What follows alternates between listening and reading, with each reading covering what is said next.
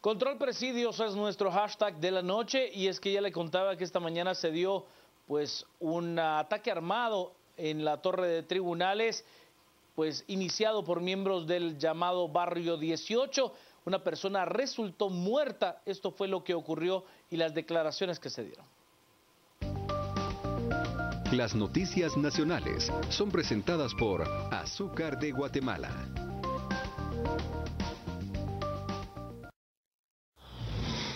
Un pandillero muerto y 2 heridos es el resultado de un ataque armado que realizaron miembros de la Mara 18 contra rivales de la Mara Salvatrucha, en pleno sótano de la torre de tribunales. El atentado se realizó justo cuando miembros de ambos grupos fueron trasladados a tribunales para continuar el juicio en su contra. Pandilleros de la Mara 18 con un arma abrieron fuego contra Brian José Hernández Rosales, acusado de asesinato, y 2 más de nombre Carlos Agustín Reyes y Osman René Corado. El primero falleció, los otros fueron trasladados al Hospital San Juan de Dios. Miembros de la Mara 18 reconocieron el ataque, asegurando que fue por venganza. Hay odio, venganza, porque la neta es de que ellos son... Nosotros somos los más chingones, los del Barrio 18, el que controla. Cuando se les cuestionó de dónde sacaron las armas, los mareros dijeron que eso no importaba, sino el hecho que lograron su objetivo de matar al contrario. ¿Por dónde consiguieron ustedes el arma o cómo la lograron ingresar? Eso no importa, lo que importa es el muerto, que ya está muerto, es hijo de perra. ¿Ustedes fueron? Nosotros fuimos. El Barrio 18, la EITI lo hizo. Los de la Mara 18 sostienen que la guerra contra los salvatruchas no se va a terminar. Siempre vamos a tener guerra. ¿Por qué? Porque somos de distintos barrios y nosotros con ellos jamás nos vamos a llevar, y donde nos topemos nos vamos a matar con los vatos. Las noticias nacionales fueron presentadas por Azúcar de Guatemala. Estamos esta noche con Control Presidios como nuestro hashtag de la noche. Vámonos a las redes porque ya tenemos mensajes con esa etiqueta. Juan nos dice: en estos momentos ya debieron haber capturas sobre el caso. Control Presidios. También Juan: el descaro de los responsables tanto del gobierno como de las pandillas es bárbara. Brandon: el sistema penitenciario es tan débil que cualquiera puede burlarse de las autoridades. ¿Cómo llegan las armas a los mareros? El doctor Hernández: estos hechos evidencian la debilidad del sistema penitenciario y lo fácil que es violar los obsoletos protocolos de seguridad. Maripaz: la gota que derramó el vaso. ¿Cómo es posible que entren armados a tribunales? Control Presidios: esto ya es el colmo. Raúl: bueno, eso es de nuestro tema anterior, parte de los mensajes que tenemos esta noche. Le doy la bienvenida, las buenas noches y la palabra a la licenciada Carmen Lorena Ortiz de Chacón. Gracias, Juan Carlos. Cristian, público televidente, muy buenas noches. Bueno, sí, en realidad es muy frustrante lo que estamos viendo. Imagínense que cuando uno revisa cuál es la función del sistema penitenciario, es justamente la custodia de los reos. ¿Para qué? Para evitar fugas, para evitar obstrucción a la justicia y para evitar que continúen delinquiendo y cometiendo este tipo de hechos en contra de la sociedad, algo que puede afectar a la sociedad. Si uno se atiene a esa función, definitivamente, ¿cuál puede ser la conclusión? El sistema penitenciario no está cumpliendo con esas atribuciones. Lo más lamentable, creo yo, en todo esto es que hemos estado aquí conversando, recuerdo yo ya en varias oportunidades sobre este tema. Sí. Acaban de pasar varias cosas, imagínate. Hace pocos meses, creo yo, sí, son meses nada más, cuando sucede exactamente lo mismo. 2 meses. En la torre de tribunales, si no me recordaba si era 1 o 2 meses, exactamente lo mismo. Y en ese momento se habló de que había que retomar el tema de los protocolos y generar nuevas medidas de seguridad. No pasa nada, es decir, ¿qué tipo de instituciones y de sistema tenemos que no somos capaces de aprender de ese tipo de experiencias? ¿Y qué es aprender de una experiencia? Bueno, pues algo muy lógico, es simplemente sentarse, analizar qué fue lo que sucedió, concluir al final qué medidas son las que se van a tomar e implementarlas.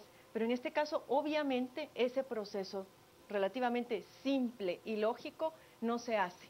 Aquí la pregunta es, ¿por qué es que no se hace? Porque esto, señores, no depende del financiamiento. haber prevenido lo que sucedió hoy, no depende de un financiamiento, que es la eterna excusa de todos los funcionarios públicos. En este caso sí se pudieron haber tomado otras decisiones tendientes a evitar lo que hoy sucedió, que no únicamente es lamentable, toda vida, no importa si es un pandillero, quien sea, toda vida debe de ser pues lamentada en virtud de ellos y de sus propias familias. Pero además están en juego las vidas de los custodios, las vidas de los abogados que están concurriendo a esa hora de la mañana, la vida de la gente que también está yendo a hacer sus trámites, visitando a sus familiares. Es sumamente muy penoso. A ver, habría que entender que las 5 patas de las instituciones de seguridad y justicia, todas tienen falencias. Organismo judicial, Policía Nacional Civil, Sistema Penitenciario, Instituto de la Defensa Pública Penal. Todas las instituciones en materia de seguridad y justicia tienen serias falencias, pero lo del sistema penitenciario cada vez es más evidente, cada vez es más profundo y en algún momento va a colapsar por completo. O sea, no es que no esté colapsado, es que simple y sencillamente será inoperable. Vámonos a las redes, estamos con Control Presidios como nuestro hashtag de la noche.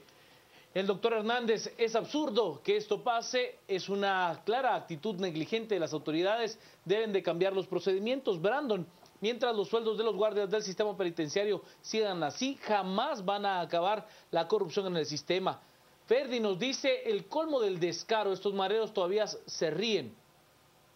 Deje que se ríe, se ufanan de la muerte de otro. O sea, eso es lo más delicado y a mí me parece en lo particular un mensaje muy complejo de poder manejar. Vergüenza da escuchar los argumentos de esos pandilleros. ¿Hasta cuándo vamos a aguantar a esa gente que tanto daño provoca? Armando nos plantea, al igual que todas las instituciones, está prostituida por la falta de control y los directores corruptos se venden. Axel, ya sabíamos quién controla los presidios y no son las autoridades inútiles.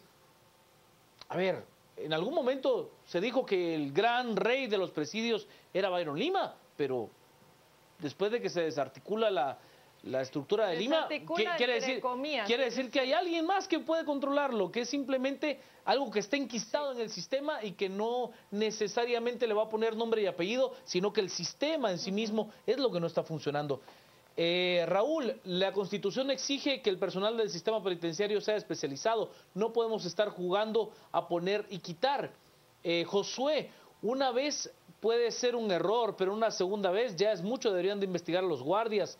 Faber nos dice privatizar parte del sistema. Pero no solo a los guardias, ¿verdad? Claro. También es al director y a todo el personal, tanto operativo como administrativo y los profesionales que trabajan ahí.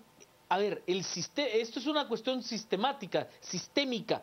No es que estemos hablando de cuando usted cambia al director, entonces ahora es el problema del director. No, es sistémico. No va a ser cambiando una persona. Tiene que entrar de fondo al sistema, si no, no va a haber un cambio real. Licenciado Cristian Manolo Castillo. Muy buenas noches y un saludo para todos los que nos acompañan. Sistema penitenciario es la cenicienta del sistema de seguridad y justicia en Guatemala. Obviamente eso lo hemos discutido en varias ocasiones. No hay inversión en el sistema penitenciario en el país y el sistema penitenciario no está cumpliendo su verdadero rol, que es permitir que haya una reinserción social de los criminales, de las personas que están privadas de libertad, que están cumpliendo una pena. La preocupación más grande es que estamos viendo cómo, independientemente de todas las falencias operativas del sistema penitenciario, el sistema no está contribuyendo a su función última, que es permitir que los que están privados de libertad enmienden sus conductas o en alguna medida se pueda generar condiciones para que se puedan reincorporar a la sociedad después de cumplida su pena.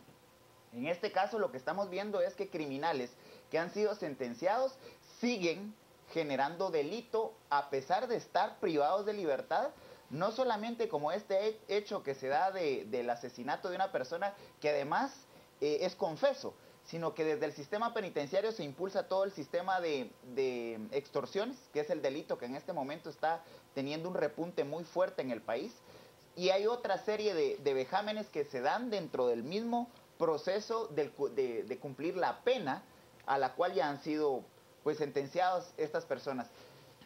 Sociópatas, personas que realmente demuestran que no tienen la posibilidad de reincorporarse de manera inmediata después de cumplir las penas que ya les han sido asignadas.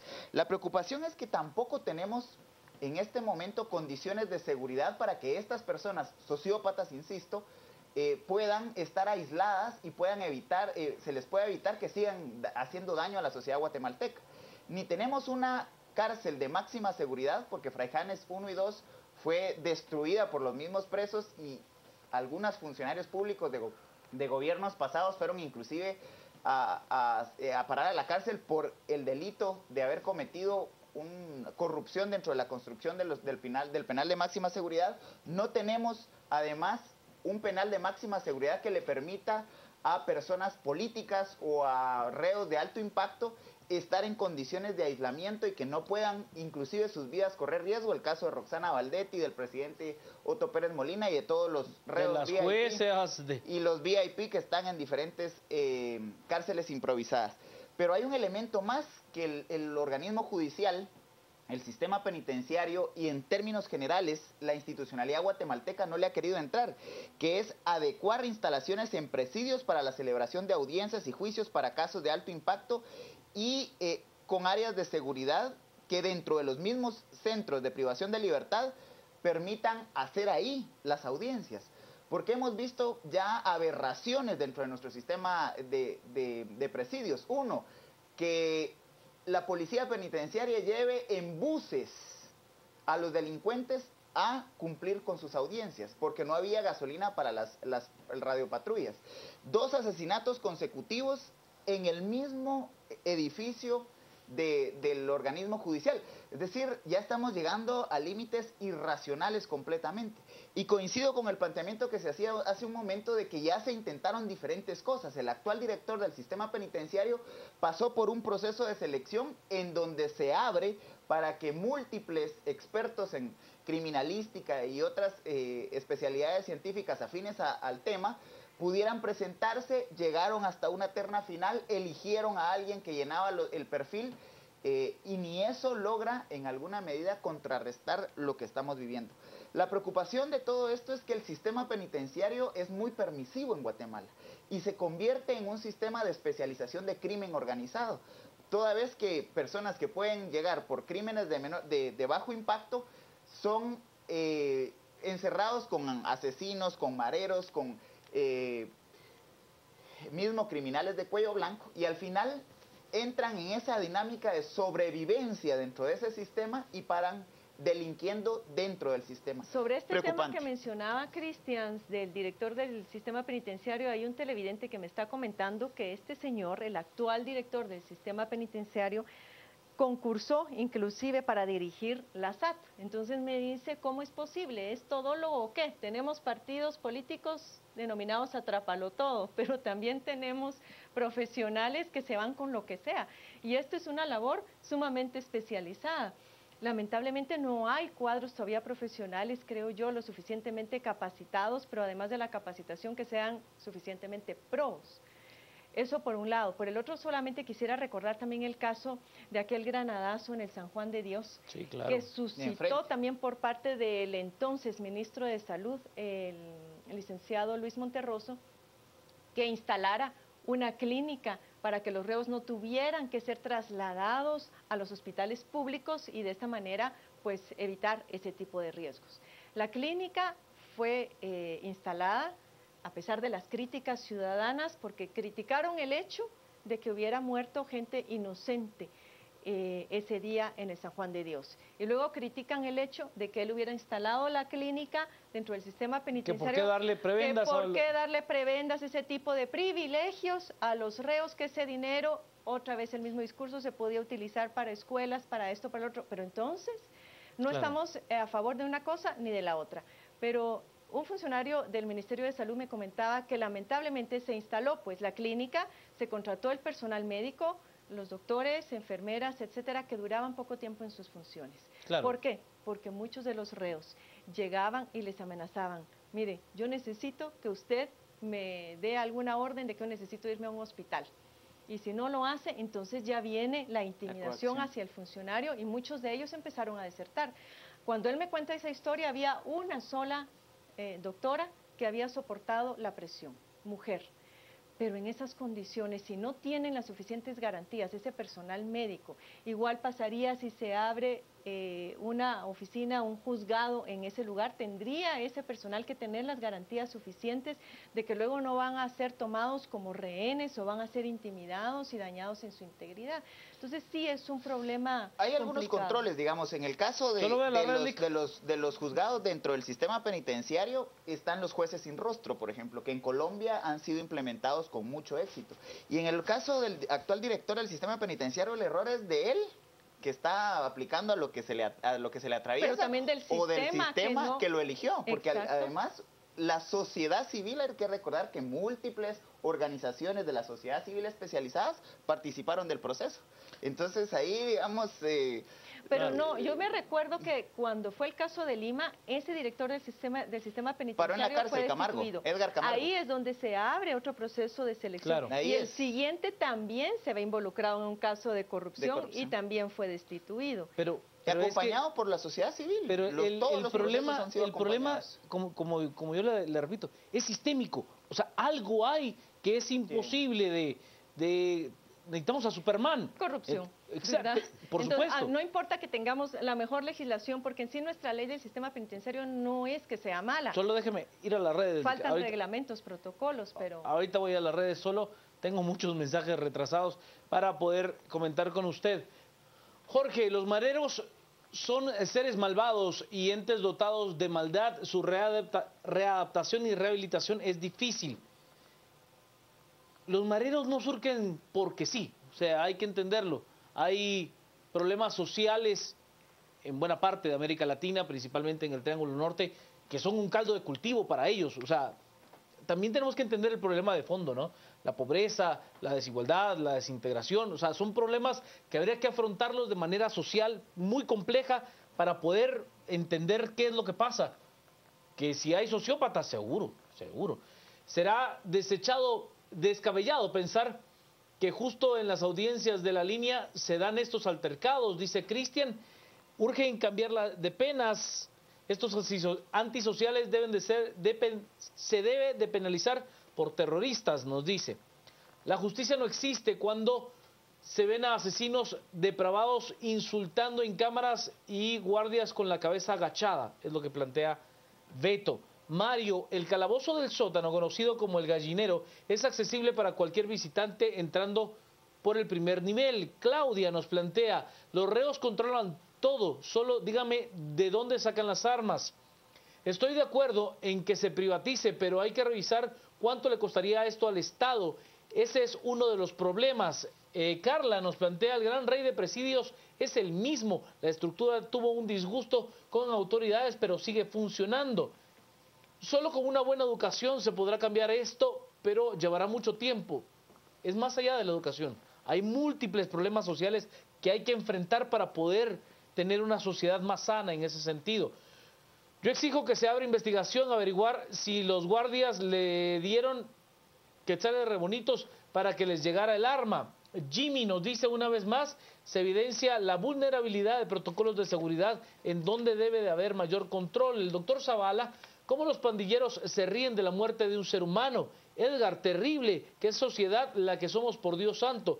Cris, lo de hoy en tribunales es negligencia e ineptitud. Parte de los mensajes que tenemos. Beatriz nos plantea, es obvio que el único control lo tienen los pandilleros y que lamentablemente mientras Valdetti sigue con más seguridad. ¿Qué dicen de privatizar algo de otros países desarrollados pero controversial? Pero si sería esto efectivo solo desde su punto de vista. Creo que ha estado reiterado el tema de la posible privatización del sistema penitenciario. Que si se hace en otros países, sí. Los Estados Unidos, por ejemplo, hay lugares donde sí se utilizan cárceles de sistemas privados. Hoy escuché una declaración de Sandra Julieta Torres donde hablaba de, si no recuerdo mal, el apunte decía, a los presos yo los voy a poner a trabajar por su comida. Creo que de esa eso es ilegal, era muy puntual el byte, y que colaboren en algunas cosas para poder pues no generarle un gasto de 540 millones de quetzales más o menos en alimentación para el sistema penitenciario. Algunos, por ejemplo, adoptan el modelo del llamado sheriff de Maricopa, que quien, pues en lugar de tener un sistema penitenciario de rejas, tiene una serie de carpas usadas del ejército norteamericano, resguardadas perimetralmente, y pues le redujo significativamente el costo a su condado para la operación del sistema penitenciario. Modelos habrán muchos. El problema es más complejo que tan solo cambiar la administración, licenciada Ortiz. Sí, mira, yo creo que con lo de la privatización, como cualquier medida, hay que analizarlo muy bien para ver si es lo que más nos conviene. Pero lo más triste en todo eso es que estamos en esa dinámica de seguirle quitando al Estado responsabilidad. Bueno, cualquiera podría decir, pero si ya ha demostrado el Estado que no sirve para brindar esas garantías a la población, con lo cual hay que buscar soluciones. Totalmente de acuerdo, hay que seguir buscando soluciones y soluciones creativas, pero sobre todo explorarse lo que más conviene.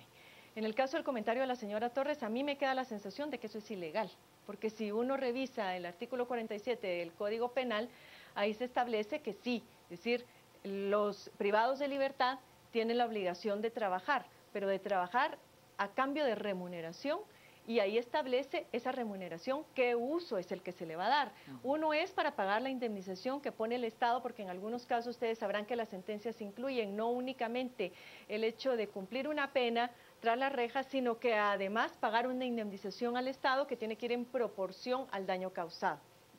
También se establece que ese ingreso va a ser para pagar pensiones. Muchos de los que están recluidos allí tienen que pagar una pensión alimenticia a sus familias por sus hijos, y por supuesto que necesitan ese dinero para pagarla, para reinvertir incluso en los negocios que ellos puedan tener adentro. Pero no se dice allí que tenga que trabajar para pagarse sus propios alimentos. Entonces habría que revisar la viabilidad legal de este tipo de medidas. Ahora, lo que sí es cierto, dentro de las cárceles hay empresas. Ahora, ¿qué es lo malo? Y lo vimos ya en otras ocasiones, las empresas de Byron Lima, que eran las que le hacían las playeras al Partido Patriota, entre otros insumos para las campañas a prácticamente electorales. todos los partidos políticos.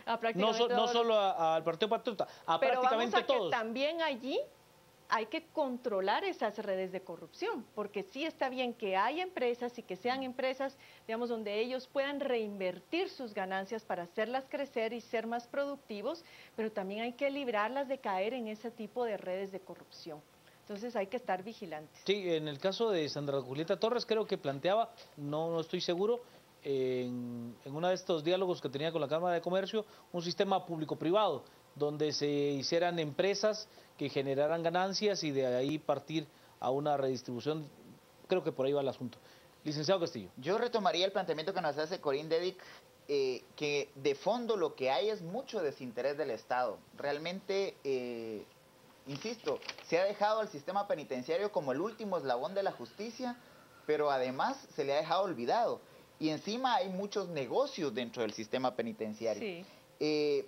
Además de las cooperativas, o específicamente Torrefuerte, han habido otras formas de negociación adentro, el tema de cuarto de banderas, el pago de la talacha, todo tiene un precio dentro del sistema penitenciario, llamadas, cualquier cosa, cualquier servicio dentro del sistema penitenciario es un negocio para alguien. Pero eso nos remite entonces a otras acciones contundentes. Si tanto hemos criticado y hemos insistido en la depuración de la Policía Nacional Civil, ha pasado completamente desapercibido el tema de la depuración de la Guardia Penitenciaria. Y el tema de Guardia Penitenciaria, creo que hay 4 acciones muy concretas y necesarias. 1, la depuración para sacar a los elementos que se han prestado a corrupción y a acciones ilícitas desde su función como guardia penitenciaria. 2, el tema de la especialización. No es lo mismo un PNC que un guardia penitenciario. No lo voy a meter 6 meses a un curso en donde le enseño derechos humanos y ya. Están trabajando con sociópatas, con los niveles los niveles criminalísticos más altos del país. Personas que han descuartizado seres humanos, han violado menores, han asesinado a sangre fría y siguen asesinando a sangre fría. Y a los guardias del sistema penitenciario los meten a un cursito de 3 meses y los mandan a tratar y a lidiar con la peor condición humana que hay recluida en el sistema penitenciario. El otro tema es el equipamiento. No podemos tener a una guardia penitenciaria que tenga fusiles de los años 40, de los años 50, y que se esté invirtiendo en revólveres para la Policía Nacional Civil, sobrevalorados por cierto, pero que la guardia penitenciaria mantenga su mismo equipamiento desde hace pues décadas. Y finalmente el tema del salario digno. Insisto, como sociedad es muy poca la gente que quiere trabajar con personas de la tercera edad, con infectados de SIDA, con las condiciones más complejas en una sociedad. Nadie las quiere enfrentar y nadie las quiere asumir. Y en este caso estamos hablando de los mayores riesgos para la seguridad interna y para la seguridad ciudadana, y están amarrados precisamente a criminales que, aunque están privados de libertad, siguen delinquiendo. Entonces hay que pagar justamente a quienes están dando su vida para atender esas condiciones, porque de lo contrario también la Guardia Penitenciaria se mete dentro de los negocios del sistema, y les es muchísimo más rentable brindarle seguridad a un narco que está en el sistema penitenciario, o a un jefe, o a una clica, o a un privado de libertad que entró por cuello blanco, empresario o político. Les es mucho más rentable brindarles servicios remunerados de manera directa que lo que ganan en su salario, que es muy mal retribuido. Mientras no hayan decisiones serias y concretas del Estado y de la institucionalidad para abordar estos temas, que no son nuevos, estos temas los venimos debatiendo desde hace años, y son recurrentes en cada gobierno, y son recurrentes y son cíclicos. Además, las crisis del sistema penitenciario son cíclicas. Hemos tenido privados de libertad que juegan fútbol con la cabeza de otros reos. Bueno. Hemos tenido reos que descuartizan reos y que aparecen en bolsas de basura en el mismo sistema penitenciario. Es decir, el sistema penitenciario nos refleja en las condiciones más inhumanas, más infrahumanas y las más animales de nuestra condición humana. Imagínese usted, yo creo que no recordamos el caso Parlacén. Un comando entró a la prisión, sí, los mata y sale como si nada. Por el amor de Dios. Y eran de la Policía Nacional Civil. O sea, sí, por el amor de Dios, vámonos a las redes. Estamos con Control Presidios, como nuestro hashtag de la noche. La especialista en temas de seguridad y además especialista en temas de presidios, la licenciada Corinne Dake, nos dice, correcto, es obligatorio darles comida a los privados de libertad. El trabajo no es obligatorio según la ley. El doctor Zavala, si un guardia de presidios gana 1.300 quetzales, es susceptible a sobornos. Qué raro el ingreso del arma. José nos dice, seamos honestos, ¿alguien cree que estos mareros de hoy pueden llegar a ser gente de bien en Guatemala? Es lo que plantea José. Es la función del sistema penitenciario. Si no creemos entonces en la condición humana, que la condición humana puede cambiar, entonces cambiemos la ley. Porque la ley, esa es su función, esa es la función que le da el comentario de José también tiene un sentido ciudadano, Balik. O sea, que alguien venga y se burle de la muerte, se ufane de la muerte de otro, también es un grado indignante. Pero ahí entramos al debate, Juan Carlos, si la muerte se combate con muerte. No, es decir, de acuerdo. ¿qué vamos a hacer con ellos? Los vamos a... En Honduras queman los presidios con los presos adentro. Sí. Eso es tan bestial, es bestial. Como bestiales que los grados de prevención tienen que ir, ahí sí que desde la prevención primaria. Aquí tenemos muchísimos jóvenes que han nacido y crecido en ambientes violentos. ¿Qué podemos esperar de un niño que nace en un hogar desintegrado, en donde posiblemente el padre es alcohólico, donde hay violencia intrafamiliar, donde sus vecinos lo único que transmiten también es violencia, en donde la única forma de sobrevivir, como lo hemos hablado aquí en algunas oportunidades, es tener que formar parte de una mara porque es lo único que les da protección, en donde a lo único que pueden aspirar las muchachas es a hacerse novias o mujeres del primera palabra, que es el jefe máximo de la clica, porque es la única oportunidad que tienen de escalar en su estatus social. Claro. Estamos hablando de un mundo que lógicamente, como nosotros no crecimos en él, nos es muy difícil comprender, pero que sí valdría la pena tratar de comprenderlo para entonces ahí sí buscar las medidas de solución. Yo entiendo adecuadas. Plenamente lo que usted plantea, licenciada Ortiz, pero también entiendo al ciudadano que dice, bueno, es que también estaría del lado de la víctima. O sea, también estoy del lado al que extorsionan, también estoy del lado al que este marero no tendrá ningún tipo de piedad en ponerme una pistola en la cabeza y pegarme un tiro. O sea, ambos lados tienen un grado de razón. No se resuelve con violencia, no se resuelve con violencia. Eso estamos claros. La reinserción social de este tipo de personas tiene un costo. Lo que pasa es que en Guatemala no queremos pagar ese costo. Así es. En Honduras y muy cerca de la frontera con Guatemala, 3 veces se ha incendiado la cárcel. Digamos, y la excusa de la autoridad es que el sistema eléctrico es obsoleto y por eso es que pero realmente hay que ser digamos, serios. esas condiciones tampoco son no es la salida. Y el no creer en el cambio de la condición humana es condenarlos entonces a que se mueran ahí, que se maten dentro del sistema penitenciario y encima pueden salir y matar a otra gente. Es decir, no estamos afrontando el problema, y afrontar el problema significa invertir en el sistema penitenciario. Si son 540 millones ahorita y está fracasado, habrá que invertir 2.000 millones de quetzales de lo público para que eso funcione. Bueno, no, 500 creo que es solo en la comida. Eso es lo que entiendo. El costo que haya que invertir en la reinserción de esos guatemaltecos que han llegado a esas condiciones humanas es un costo que tenemos que asumir como sociedad, porque en definitiva como sociedad también hemos tolerado, producto del descuido hemos tolerado de la misma sociedad. Totalmente. Entonces, si hoy tenemos niños que están en la zona 18, en la zona 21, en la zona 5, viviendo en condiciones de excesiva violencia y nos pasa desapercibidos, seguramente se van a convertir en mareros y seguramente van a matar a alguien cercano. Ahora, a mí me llama la atención, según un estudio de 100, y ahí también Corín, que está muy activa en las redes sociales, podrá decirnos cuál es la situación actual. Este estudio que yo vi era con fecha del 2011, y ahí se mencionaba que la mayor parte de recluidos en las cárceles del país lo estaban por homicidios, por asesinatos, el gran grueso, luego estaban por robo o robo agravado, luego estaban los que estaban por violación, y solamente el 5% eran pandilleros. Claro. Con lo cual ahí es donde uno mira, un 5% debería de ser un porcentaje manejable por parte de las autoridades. Definitivamente no hay voluntad. ¿Por qué? Porque uno pues tiene que pensar mal y decir, aquí todos han de estar metidos en un gran negocio.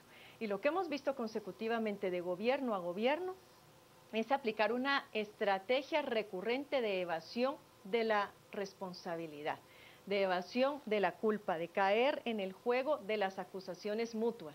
Y hoy lo veíamos, por ejemplo, cuando el director se le preguntaba que cómo era posible, porque el otro tema del cual no hemos hablado que se quedan a dormir. Que se queden a dormir adentro. Es que en qué otra realidad uno podría ver tal situación. Y lo único que él menciona como medida de lo que él está haciendo para que eso no suceda es que él planteó un recurso de exhibición personal. Esas son estrategias justamente de evasión de la responsabilidad. Cuando se trata de acudir a argumentos basados en los manuales, en la ley, se trata de figurar de que se está actuando muy apegado a las normativas, cuando se evaden los temas, cuando se minimizan, cuando se sustituyen por otros, cuando se recurre a la eterna costumbre de echarle la culpa a la administración anterior. Eso lo que hace es entretener las cosas, pero denota de entrada una falta de voluntad política por entrarle de lleno al tema. Y también solo consideremos otra cuestión que es muy racional, y es que la persona que recién acaba de asumir la dirección del sistema penitenciario, pues en realidad lleva pocos meses, no lo estoy justificando, lo que quiero decir es que ya va a haber nuevamente recambio de gobierno. Seguro.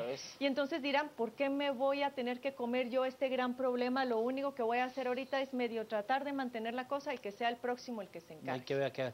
Vamos a las redes rapidísimo, porque estamos muy pasados de la hora del corte. Nos dice Iván, pues sí es legal que los presos trabajen, que cambien la ley porque viven mejor que algunos libres. Ana, yo entiendo que no se pagará nada a los presos, ellos deberán de trabajar para producir algo y con eso sostener la comida. Tan sencillo, programar audiencias cruzadas, 18 lunes y miércoles, salvatruchas martes y jueves. Oscar, ¿cuál es la traducción de la palabra expertise en el vasto idioma español? Experiencia. Experiencia. La privatización creo que es buena porque los presos se vuelven un buen negocio y ya nosotros negocios de los presos, nos dice, y ya no nosotros negocios de los presos. Julio, esta ley que los reos puedan trabajar y colaborar con los costos que el mismo sistema requiere, pues ya creo que la licenciada Corín Deix nos daba la explicación, no para la comida. Pena de muerte, por favor, es importante que se aplique. El artículo 47 del Código Penal. Ahí para quien quiera consultarlo, está la fuente. Por mi voto dice, pena de muerte, por favor, es importante que se aplique la ley. A ver, que siempre es recurrente el tema de la pena de muerte. Creo que al regresar de la pausa será el tema con el cual estaremos cerrando. Hay varias cosas interesantes que entender de la pena de muerte. Sigan con nosotros, estamos con Control Presidios como nuestro hashtag de la noche a las 10 p.m. Este segmento fue cortesía de Curbodegua, los techos curvos de Guatemala. Vamos rapidísimo a las redes. Tenemos mensajes con nuestro hashtag de la noche, Control Presidios.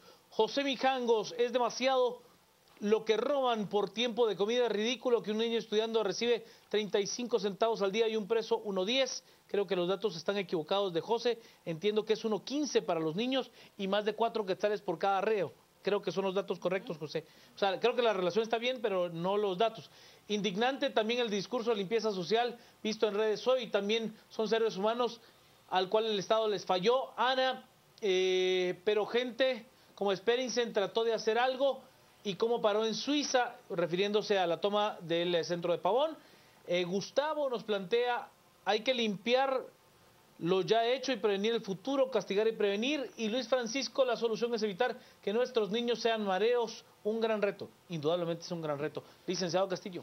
Me parece que hay una acción inmediata que el sistema penitenciario debe impulsar y eso es a la brevedad, que es hacer el censo de la población reclusa por dos cosas concretas. La primera, obviamente evitar que personas que no tienen que estar recluidas y que no tienen que estar privadas de la libertad lo hagan. Eso ya el director del sistema penitenciario lo planteó.